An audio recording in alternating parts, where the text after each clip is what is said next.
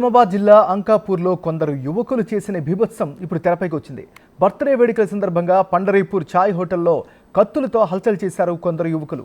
అయితే ఆగస్టు 28న ఈ ఇష్యూ జరిగితే ఆలస్యంగా వెలుగులోకి వచ్చింది. దీనికి సంబంధించిన వీడియోలు వైరల్గా మారడంతో స్థానిక ఎమ్మెల్యే రాకేష్ రెడ్డి పోలీసులలో విచారణ కోరారు. అంతేకాకుండా స్వయంగా ఆయన పోలీస్ కమిషనర్ కల్మేశ్వర్ దృష్టికి కూడా తీసుకొచ్చారు.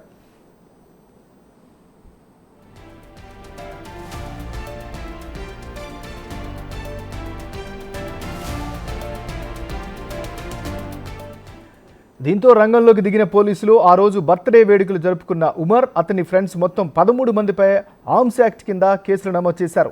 ఇప్పటికే ఉమర్ను పోలీసులు అరెస్ట్ చేసి రిమాండ్కి కూడా తరలించారు. అయితే మిగిలిన వారికి సంబంధించి ఇంకా ఎలాంటి చర్యలు తీసుకోలేదు.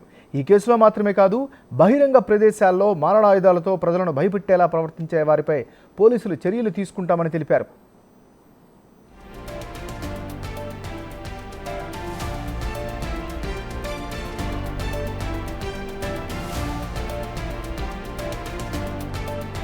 ఇదే కాదు, రీసెంట్గా జరిగిన గణపతి నిమజ్జన వేడుకల్లో డీజే సౌండ్స్తో ప్రజలను ఇబ్బంది పెట్టిన వారిని కూడా గుర్తించి చర్యలు తీసుకుంటున్నారు పోలీసులు. వారందరినీ పోలీస్ స్టేషన్కి పిలిపించి గట్టిగా వార్నింగ్ ఇచ్చారు. ప్రజలను ఇబ్బందులకు గురి చేసేవారు ఎవరైనా చర్యలు తప్పవని వార్నింగ్ ఇస్తున్నారు పోలీసులు.